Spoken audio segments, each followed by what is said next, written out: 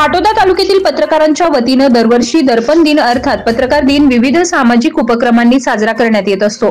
त्या अनुषंगाने याही वर्षी जिल्हा परिषद शाळा भीमनगर येथील विद्यार्थ्यांना शालेय साहित्य वाटप करण्यात आलंय। कार्यक्रमाच्या अध्यक्षस्थानी ज्येष्ठ पत्रकार इद्रिस चौस आणि बबन उकांडे हे होते। आचार्य बाळशास्त्री जांभेकर यांनी 6 जानेवारी 1832 रोजी मराठी भाषेतील पहिलं नियतकालिका दर्पण सुरू केलं होतं। याचे स्मरण म्हणून 6 जानेवारी हा दिवस दर्पण दिन अर्थात पत्रकार दिन म्हणून साजरा करण्यात येतो। पाटोदा मराठी पत्रकार परिषद नेहमीच सामाजिक कार्यात अग्रेसर राहून समाजाचे प्रश्न लेखणीच्या माध्यमातून मांडत असतानाच केवळ लेखणीतून समाजाचे प्रश्न सुटणार नाही या उदात्त हेतून सामाजिक कार्यात अग्रस्थानी राहून आरोग्य शिबिर, विद्यार्थ्यांना शैक्षणिक साहित्य वाटप, वृक्षारोपण, विविध परीक्षेत यशस्वी विद्यार्थ्यांना कौतुकाची थाप म्हणून सत्कार सोहळे आदी उपक्रम राबवले जातात। याच अनुषंगाने 6 जानेवारी सोमवार रोजी दर्पण दिनानिमित्त जिल्हा परिषद शाळा भीमनगर तसेच जिल्हा परिषद उर्दू शाळा अरब गल्ली येथील विद्यार्थ्यांना शालेय साहित्य वाटप करत साजरा करण्यात आलाय। तसेच ज्येष्ठ पत्रकार इद्रिस चौस, बबन उकांडे, अब्दुल कादर मकराणी आदींचे यथोचित सत्कार करून सन्मान करण्यात आला।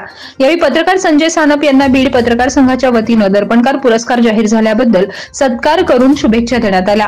कार्यक्रमाचे प्रास्ताविक हमीद खान पठाणी यांनी केले तर पाटोदा शाखेचे अध्यक्ष अजय जोशी यांनी मार्गदर्शन करताना पत्रकारांच्या अडचणी तसेच शासनाकडे पत्रकार भवन तसेच पत्रकारांना वसाहत मिळवून देण्यासाठी पाठपुरावा करण्यात येणार असल्याचं सांगितलंय।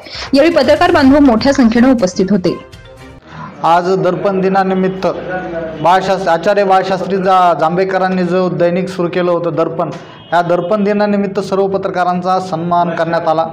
पाटोदा मराठी पत्रकार परिषदेच्या वतीने शालेय साहित्य जिल्हा परिषद भीमनगर येथे वाटप करण्यात आले। तसेच सर्व पत्रकारांचा सन्मान मराठी पत्रकार परिषदेच्या वतीने करण्यात आला। पत्रकारांच्या समस्यावर आतापर्यंत कोणत्याही राजकीय नेत्यांनी भाष्य केलेलं नाही।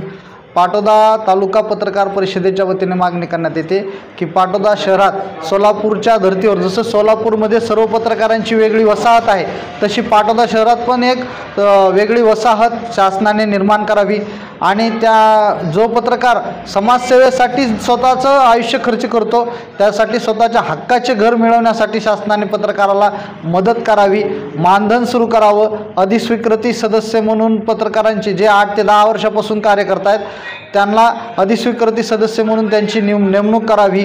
तसेच पाटोदा शहरात पत्रकार भवन होणं अत्यंत गरजेचं आहे, त्याची पण मागणी शासनाने त्या मागणीची पण शासनाने पूर्तता करावी अशी मी मराठी पत्रकार परिषदेच्या वतीने मागणी करतो। 6 जानेवारी 1925 रोजी दर्पण दिन बाळशास्त्री जांभेकर प्रतिमेला पुष्पहार घालून साजरा करण्यात आला। बाळशास्त्री जांभेकर यांच्या प्रतिमेचे पूजन ह्यासाठी करण्यात येतं की बाळशास्त्री जांभेकर यांनी 6 जानेवारी 1832ला दर्पण या नावाचं वृत्तपत्र सुरू केलं होतं आणि त्या निमित्ताने दरवर्षी म्हणजे 193 वर्षापासून बाळशास्त्री जांभेकरांनी जे दर्पण वृत्तपत्र प्रथम मराठी अंक काढलं होतं तर त्या निमित्ताने दर्पण दिन साजरा केला जातो। दुसरं पत्रकारांच्या विषयी सांगायचं झालं तर सध्याच्या परिस्थितीमध्ये पत्रकारावर खोटे गुन्हे, त्यांच्यावर हमले, त्यांच्या हत्या हे जास्त प्रमाण वाढलेलं आहे। कारण सरकारचं ह्याच्यावर लक्ष नाही। सरकारने या अगोदर संरक्षण कायदा, पत्रकार संरक्षण कायदा काढला आहे परंतु त्याच्यामध्ये अंमलबजावणी होत नाही। पोलीस स्टेशनमध्ये पत्रकार संरक्षण कायद्याच्या अंतर्गत सर्व पत्रकार संरक्षण कायद्यानुसार गुन्हा दाखल करायला पाहिजे। दुसरा विषय आता सध्याला छत्तीसगडमध्ये बिजापूर येथे आपल्या एका पत्रकार बांधवाची हत्या झाली। त्यामध्ये स्पष्ट दिसत आहे की त्याने समोरच्या माणसाच्या विरोधात बातमी टाकल्यामुळं त्याची हत्या करण्यात आली आहे।